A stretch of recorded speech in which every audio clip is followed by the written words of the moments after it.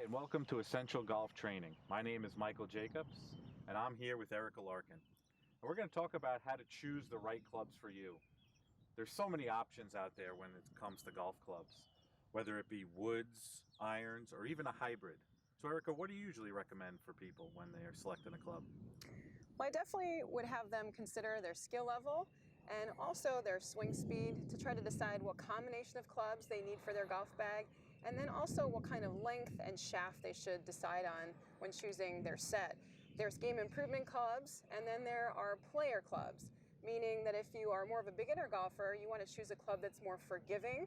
The way the club head is designed might be a little bit more oversized and a little more forgiving when you have a poor hit, which when you're a better player, your ability to hit the center of the face is greater, and so therefore you might choose a sleeker design that doesn't give you forgiveness, but it gives you a little bit more feedback and control when you hit the ball.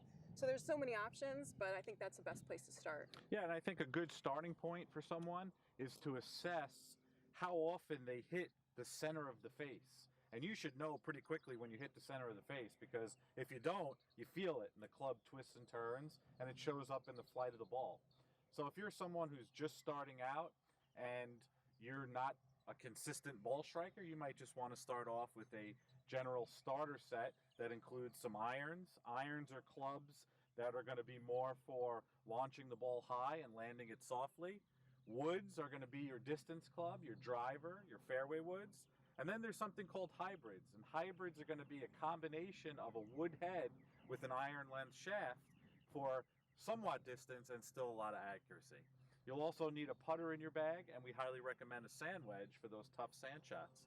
So it might seem challenging when you're going to pick your set of clubs, but I would start off basing it on your ability and your skill level and how much speed you create and how often you hit the center of the face.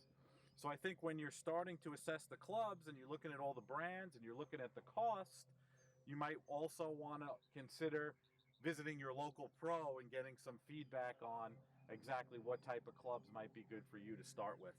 But like I always say, if you're skillful and you can hit the ball consistently, I think any club would work.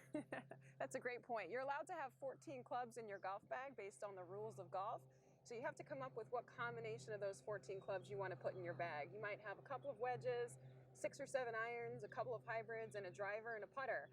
That might equal 14, or some people have more wedges or more woods. And so based on how far you hit the ball and the gaps between your clubs, you're trying to figure out what clubs you need to produce a consistent gap between every club, so you have a lot of options that you can play golf with for all different distances you might find when you're presented with shots out on the golf course.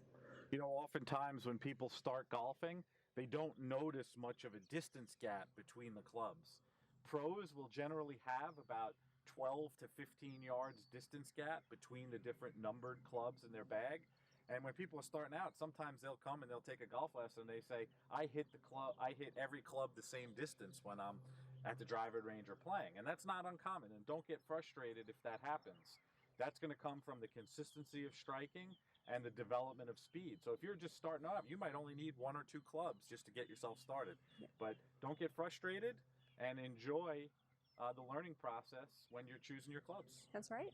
Those are some great tips, Mike. Yes, thanks, Erica.